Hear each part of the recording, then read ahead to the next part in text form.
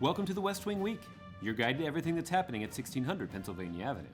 This week, the President celebrated the 20th anniversary of AmeriCorps, awarded the Medal of Honor to 2 American heroes, detailed U.S. efforts to combat the outbreak of Ebola in West Africa at the CDC in Atlanta, spoke to the troops at MacDill Air Force Base about our strategy against ISIL, before returning to the White House to meet with the Ukrainian President. That's September 12th to September 19th, or you guys aren't usually this quiet, are you? Everybody's being all quiet. You guys aren't usually this quiet, are you? Are you really? No. On Friday, the President was joined at the White House by President Clinton to celebrate the 20th anniversary of AmeriCorps. To date, 900,000 Americans have volunteered to serve in AmeriCorps, including the First Lady. So the Obama household was on board with AmeriCorps from the start. And for those of you who know my story, starting off as a community organizer, I would not be standing here if it were not for service to others and the purpose that service gave my own life.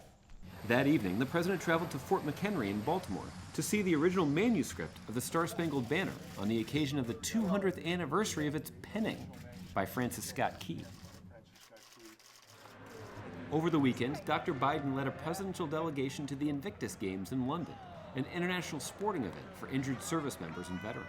These games really show the spirit of the military and how they persevere and their resilience. Competing is part of my life, and when I got injured, I wanted to get back competing as quick as I could. So once you're on the track, you're just riding, and just one step in front of the other, and just go as fast as you can, as hard as you can, which is kind of like recovery. Sometimes you get down, it's like, man, look what happened to me. But with sports, and adaptive sports, it just clears your mind and makes you forget about whatever happened to you and enjoy life and enjoy what you're doing. While there, Dr. Biden commemorated the centennial start of the First World War by participating in the art installation Blood-Swept Lands and Seas of Red at the Tower of London. On Monday, the President awarded the Medal of Honor, the nation's highest military distinction, to 2 veterans of the Vietnam War, Command Sergeant Major Benny Atkins and Specialist 4 Donald Sloat. Normally, this medal must be awarded within a few years of the action. But sometimes even the most extraordinary stories can get lost in the fog of war or the passage of time. Yet when new evidence comes to light, certain actions can be reconsidered for this honor, and it is entirely right and proper that we have done so, and that is why we are here today. The President then welcomed the co-champions of the 2014 Scripps National Spelling Bee and their families to the Oval Office, where he's able to chat and even learn a new word or two. He misspelled Corpruder and I misspelled Antigropoulos. Antigropoulos? Antigropoulos. A-N-T-A-G-R-O-P-O-L-I-S. Not way off. But it sounds not bad. It sounds plausible. Yeah, it's like the Greek root for like mud, so it's like mud boots. Excellent. And what was your word again? Corpruder. Corpruder? What Yep. is a corpruder? It is a friend or a close comrade. All right. I'm not even going to try to spell that one. Corpruder. Meanwhile, in Switzerland, Dr. Biden toured Bueller, a company whose global apprenticeship program includes positions in the United States and is similar to job training programs the Obama administration is committed to replicate and expand here in the States to ensure that American workers have the skills they need to succeed in the global economy. There, we did it. Can I have a job here? On Tuesday, the President traveled to Atlanta, where he was briefed by public health experts at the Centers for Disease Control on the Ebola outbreak in Africa. After meeting with doctors and healthcare professionals from Emory University, President Obama outlined Operation United Assistance, the wide-scale U.S. mission to combat the epidemic in Africa. Right now, the world has the responsibility to act, to step up, and to do more.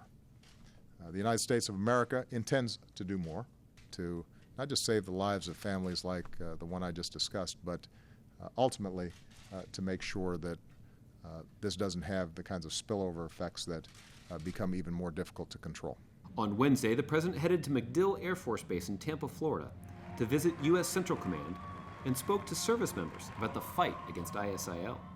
Now, going forward, as I announced last week, we're going to degrade and ultimately destroy ISIL through a comprehensive and sustained counterterrorism strategy.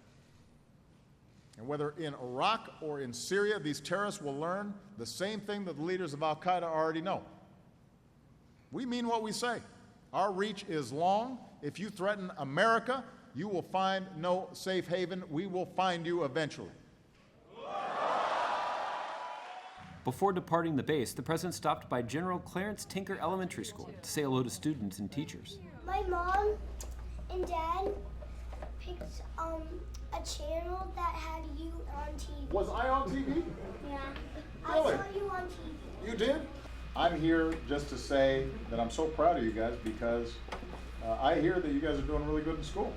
That evening, the president returned to Washington and hosted the 2014 congressional picnic on the south lawn of the White House. Hey, give me a high five. That's what I'm talking about. That's a good handshake. On Thursday, the president met with Ukrainian President Petro Poroshenko in the Oval Office. Later Thursday evening, the president delivered a statement at the White House to thank Congress for taking bipartisan action to give the administration the authority it needs to train Syrian opposition fighters to take the fight to ISIL. So remember, you can find out more information about any of these topics or see complete videos of these events at whitehouse.gov. And thanks again for checking out this edition of your West Wing Week.